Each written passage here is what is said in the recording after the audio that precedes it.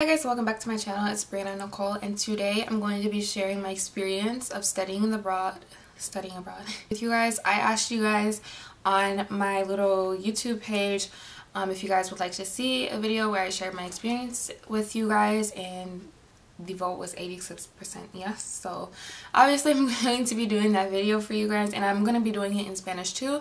But yeah, so guys, I ask a lot of the time, well, not a lot of the time, but sometimes I ask you guys what type of videos you guys want to see. Would you prefer to see this, that, or the third? And I want to hear from you guys. So definitely, if you have an opinion about what I should be uploading, definitely let me know, because I do tend to post things that I'm debating on posting or not uploading. So definitely let me know if you guys see me post in the community. Just definitely let me know your opinion, like it or vote, or do whatever. But I want your voices to be heard on my channel, because I want to create content that's also interesting for you guys as well as myself, since I'm going to be filming it obviously. But yeah, so before this intro gets super long, I'm just going to get right into my experience.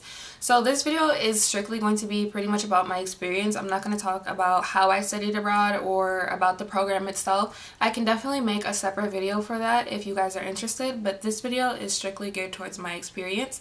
However, the company that I did use to study abroad is ISA, or ISA, if you want to say it like that, International Studied Abroad, and that is the program that I used.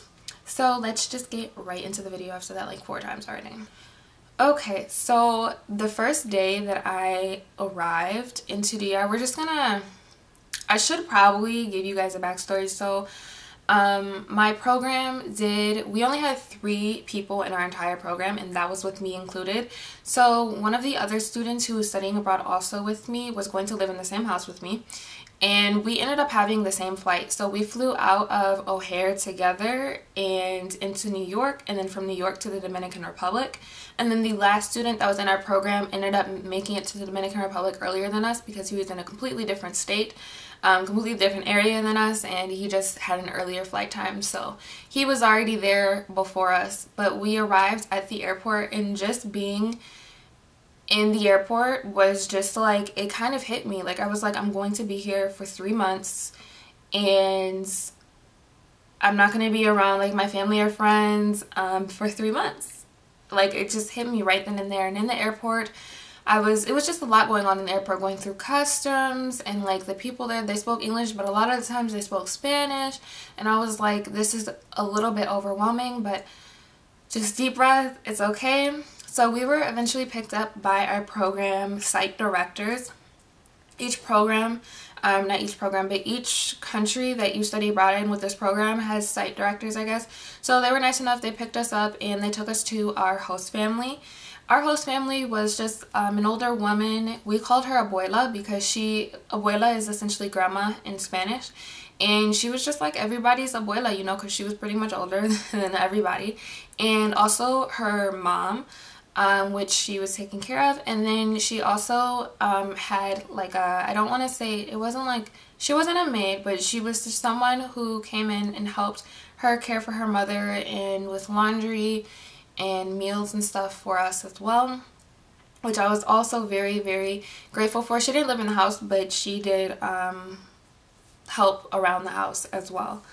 So upon arriving to our host family's house, that was even more of just like a realization for me. Like, I'm here, I'm in this foreign country for the next semester, for the next 3 months. Like, this is it, there's no going back now. And I remember just driving around the neighborhood, and it was just so beautiful. Like, it was just one of those scenes where, like, it's just so perfect. Like, the scenery is just so beautiful, you just can't believe that you're there. Like, maybe if you're on vacation, like, okay, I'm on vacation, so this makes sense. But it's like, I'm going to be living here for the next 3 months. Like, this is insane. So upon arriving to her house, everything was just so overwhelming at that point. I'm going to use overwhelming a lot because that's exactly what it was. Everything was in Spanish, and my host mom, she didn't really speak English. Like, she didn't know English at all. So my host mom didn't know English at all.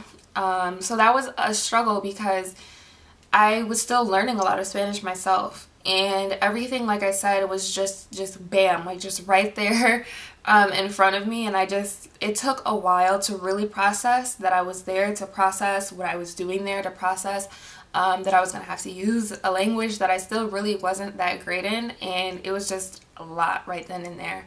And I remember the first night we had dinner with her family, well, one of her sons, his daughter, and then I believe his wife came, if I'm not mistaken. I can't really remember, but I just remember sitting at dinner and like they were all talking to us, trying to make us feel, you know, welcome, and to try to make us feel at home, because this was going to be our home for the next 3 months. So they're trying to make us feel as comfortable as possible. But we were just both so tired and so worn out from the trip, you know, from being in layovers, and just also the flights in general. It was just very, very tiring. And on top of that, being surrounded by Spanish 24/7, the first like few hours that you're there is a lot. It's intense. So I was just really like stressed out at the table, like internally. Like I was just like, I really don't understand that much of what they're saying. Like, did I make a mistake studying here? Like, what am I doing? Anyway, so after dinner, I ended up getting some rest, and I felt better the next morning for the most part. I was really, the most of it was just feeling super tired from the flight and stuff, which is expected. I did still struggle, however, with the Spanish for a while, because anyone who's been studying Spanish for a while knows that everyone speaks Spanish differently, and how they speak Spanish generally in the Caribbean is way different than how anyone is taught in schools, or if they go to any other Latin American country or Spain. Like, it's just different. They don't really talk the way that we're used to. And even though I had friends in the Caribbean before, it just wasn't enough, because I was just thrown in to it by choice, of course, obviously, because I wanted to study abroad. But I was just like there, and everything was just intensified by like 100%. And if you hear someone outside, they're doing like lawn work and stuff, it's like always like the worst time for me to film. Like, I can never find a good time to film. But anyway, so mainly all of this, this is like already 8 minutes long. Like, I don't know what I'm gonna do. So so really, like I said, I was feeling really overwhelmed for like the first week, but I slowly started to get used to being there and to really make the most out of it. And I want to say that we were there for a week before we started registering and stuff for classes, but I can't really remember. So we did eventually register for classes, and this is important because we did go to an actual university with like other Dominican students. It wasn't like one of those international programs where you're just there and you're immersed in the culture, sure, but you have like classes and stuff with like just language classes, like grammar, reading, writing, and stuff like that. We actually went to a university with other local Dominican students, which opened us to another door like in their culture, because, you know, school systems are different all over the world, and on top of that, it gives us another way to connect it gave us another way to connect with other people, to make friends, and to also, you know, get used to the culture, because that's also going to school, you know, university, that's a part of the culture as well, university culture, you know. But we had classes that were like regular classes. They weren't like anything that was well, as you guys know, I'm a psych major. I didn't take any psychology classes. That would have been like really intense for me at that time. But all of my classes were either history, culture, literature, or Spanish, which I just like literally listed all of my classes, and I loved all of my classes. They all helped me tremendously with my Spanish. And what was cool, I did take a dance class for like 3 days, but then I dropped it because I was like, I can't do this. Like, to perform a routine in front of people, like, it was just like, yeah, no. So I had to drop it, and I think I replaced that class with my Spanish like grammar class. And then that was after I dropped 2 classes. There was one that I signed up for, which was like a history class, but it was too advanced, and it was to the point where the professor wasn't even talking to me and my roommate. He was talking to the rest of the Dominican students and like not even looking at us, because he knew that we didn't know what was going on, and we were just like there, like just existing. So I dropped that class immediately the next day, and I was like, I can't do this. So I ended up going into a Spanish language class because I just needed to fill my schedule because I needed to maintain being like a full-time student, which was 12 credits. So I think I had four classes, and like I said, they were all history, culture, Spanish, and literature classes, and I really liked each and every one of them. I really enjoyed the history and the culture classes, but like I said, they were all taught in Spanish. In fact, my history class, there was another program which was CIEE, I believe the program is called, and they had a few students and they were also taking that class as well. And then the rest of the class were Haitian students. There were a lot of Haitian students in that class because a lot of Haitians were moving obviously from Haiti to the Dominican Republic to go to school or to work and to, you know, start their lives there. So there were a lot of Haitian students there in the class, which is cool because we got to learn a little bit about their culture as well. Because obviously, like, they're neighbors, so we got to learn about their culture as well, which I thought was cool. And like I said, we got to make friends in the Dominican Republic, we got to make friends at the university as well. So now I'm going to talk quickly about like just the things that we did. So with our program, we were able to go to different cities. That was one of the like perks of going with that program, was that they had like excursions included. So for instance, I got to go to Jarabacoa, we went to Santo Domingo, you know, we went to these places and like did things and like saw things. We went to the Las Hermanas Maribal, the Maribal sisters. We went to their house and got to learn more about them and what happened and their story. And if you don't know about the Maribal sisters, I really encourage you guys to really look them up and, like, you know, do your research, because their story is very interesting and they're very important in Dominican culture and Dominican history. But yeah, so we got to do things like that. And then on the side, we would actually hang out and go hang out with our friends that we made. So we would go to the bars, which was a completely different experience because I wasn't 21 here before I left for the Dominican Republic, and I actually spent my birthday in DR.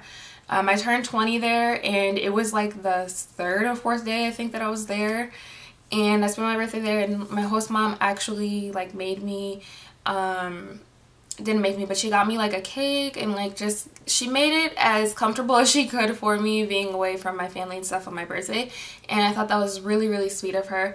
But like I said, I wasn't able to go to the bars back home, you know, legally and stuff, but in DR I was able to. So we were going to the bars, we were having fun, we were going to the clubs, and even though I dropped that dance class like much faster than I enrolled in it, I did learn how to dance bachata and merengue, which is those are very Dominican dances. That's a part of their culture. So even though I didn't take the class, I did learn how to dance, which I thought was pretty cool. And I come home now and like I love dancing bachata. If you see me, like I'm in the kitchen cooking and I'm dancing bachata. And also I learned how to play dominoes, like, you know. But we also made friends, and while we were making these friends, we planned trips, which is pretty cool, because we also had free time. You know, we didn't do excursions every weekend with the program, so we were able to do things that we wanted on the weekend when we didn't have class or whatever. So we would plan like weekend trips, and one of the trips we went to Santo Domingo with a few friends. We'd rented an Airbnb, which is something I had never done before, so that was something that was exciting to me. And we spent the weekend in Santo Domingo drinking, playing games, dancing, going to clubs, and, you know, just being around our friends and enjoying each other's company and just having fun. And then we also went to Cabarete. That was also very fun. The beach was just beautiful. And we also had a pretty cool Airbnb there because it had a pool, it had a hot tub, it had like, it was pretty cool. It had a whole bar area. Like, we were just living our best lives there, and it was so fun to be able to do that with friends. And it was even more cool that I had a connection with these people, and like they were actual friends of mine. That makes it all that more special. But we went to the other beaches as well, and we just had a good time. We lived there. We got to live among the locals, which is what a lot of people don't get to do when you go on vacation, or if you're studying abroad but you study in like you stay in a dorm or something like that, where you're with other international students. You don't always get the full immersion or the full culture like in your face, which was really, really nice because I was able to get it like 100%. And also I want to talk about the food. So Dominican food is so good. Before going to Dominican Republic, I really loved Puerto Rican food, specifically mofongo. So I like mofongo heaven. And I really hadn't dabbled that much into Dominican food because I just had never had it. I was really obsessed with mofongo, so I was like, you know, whatever. Dominicans do eat mofongo too. So when I went to the DR and like I had all of these things, like I had sancocho. Sancocho is so good. It's one of my favorite dishes. I had mango, and like I'm gonna be honest, like I don't like mango de plátanos. I don't like plátano mango. It's not like my favorite, but I do, however, like mango de yuca. So the help that that abuela had, she would make mango, but it would be made out of yuca, which is like a root. I don't know how to explain yuca, but it's like a root. I'll put like a picture like somewhere.